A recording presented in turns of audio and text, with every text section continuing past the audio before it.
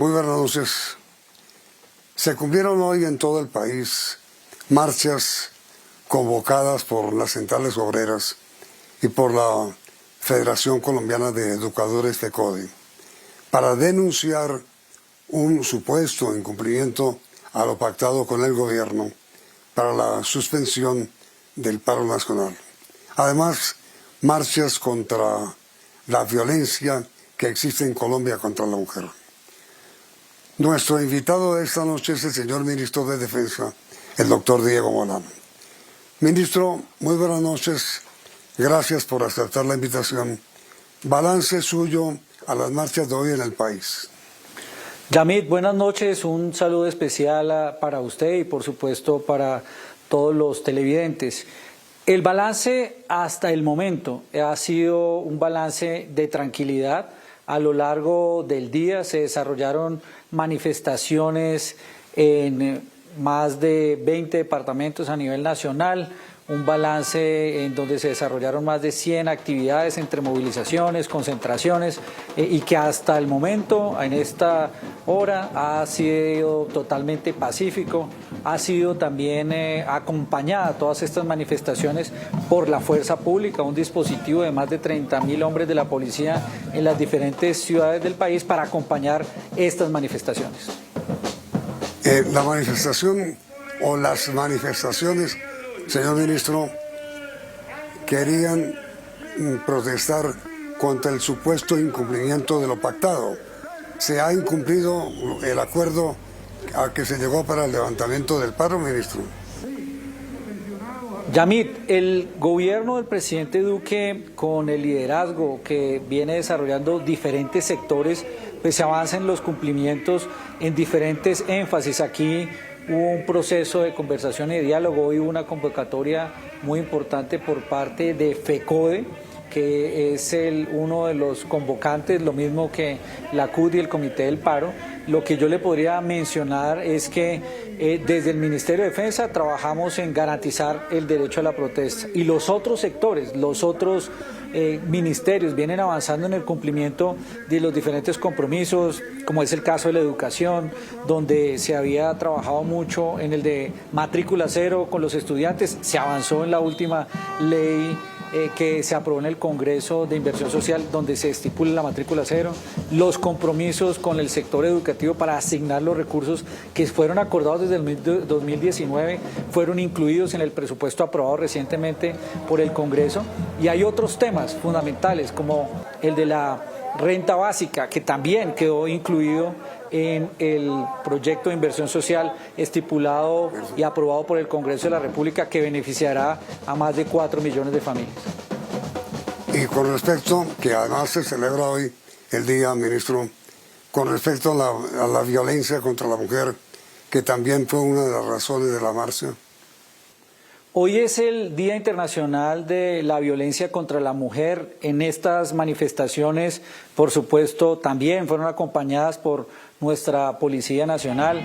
De hecho, hoy se presentaron en los diferentes dispositivos mujeres de la policía que hacen parte muy importante de la fuerza pública. Y por supuesto el reto que tenemos en Colombia especialmente es el poder avanzar en cómo la ciudadanía colabora en información que evite la violencia contra la mujer. Nuestra Policía Nacional y el Gobierno Nacional ha impulsado toda una campaña y una estrategia de varias entidades, primero la Consejería para la Mujer, lo mismo que la Policía Nacional, lo mismo que el ICBF, para hacer prevención de la violencia de género, y en esos compromisos pues hemos venido avanzando. Nosotros creemos que el trabajo hecho hasta el momento pues es importante, aún insuficiente, porque se presentan hechos dramáticos como los que vimos en algunas semanas, donde existe violencia de género, violencia contra la mujer, y pues esos hechos estamos trabajando todo el tiempo para que aquellos que son los responsables sean capturados y judicializados,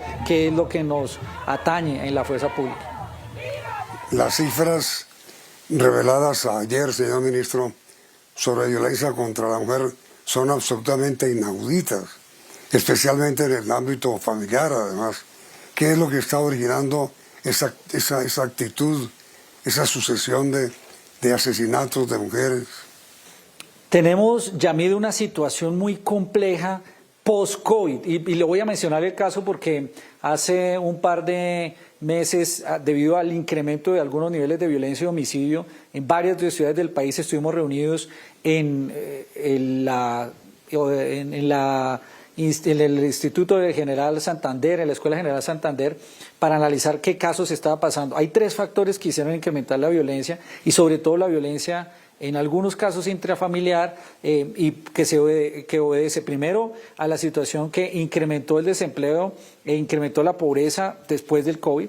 Segundo, se está evidenciando en Colombia, pero también en varios países de América Latina, problemas de salud mental que generan agresiones y eso ha pasado a un ámbito familiar en donde se genera violencia precisamente por el encierro después de 18 meses en el país debido a las cuarentenas, pero también en el mundo entero. Esos problemas de salud mental han afectado también la violencia y por supuesto en algunos casos especiales a nivel rural se han afectado homicidios muy asociados a disputa de rentas criminales en donde desafortunadamente donde hay presencia de grupos armados ilegales que llegan a sitios de rumba, a sitios de galleras, a sitios donde están concentrada comunidad, se han cometido algunos homicidios que tienen y desafortunadamente dejan víctimas a mujeres que estaban acompañando a estas o estaban en estas reuniones. Qué barbaridad.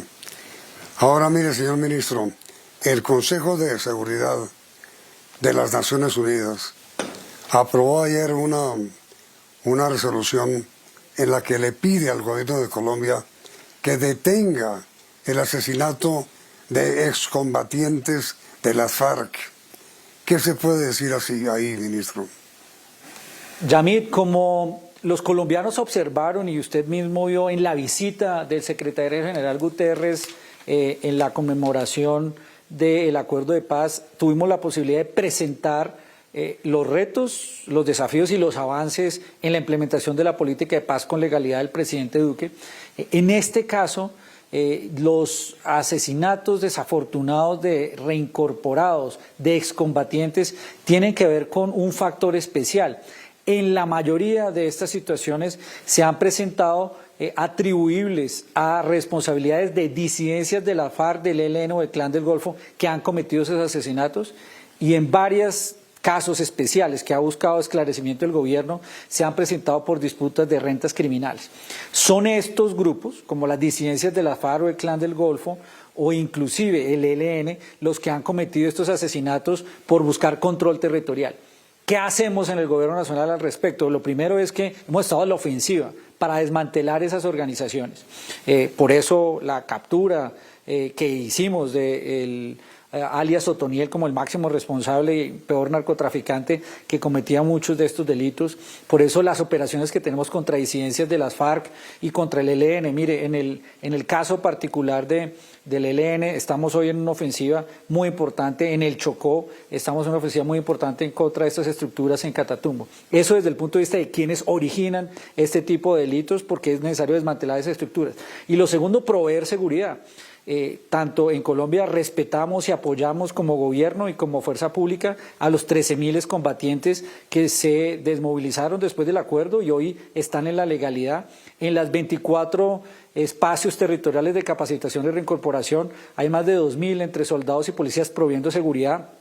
A veces se buscan generar conflictos en contra de ellos y todo el tiempo y permanentemente se busca generar mecanismos de protección a estas zonas que fueron determinadas en donde debería estar el grupo de excombatientes. Señor ministro, son muchos más los temas que quisiera tratar con usted, pero el tiempo por hoy se nos ha agotado. ¿Acepta usted continuar con este cuestionario y transmitimos mañana el resto de la entrevista? Con mucho gusto, Yamid, por supuesto. Muy amable ministro, muy querido. Gracias entonces a ustedes televidentes por la sintonía y los invitamos a continuar aquí mañana a esta hora escuchando al ministro de Defensa, el doctor Diego Mora.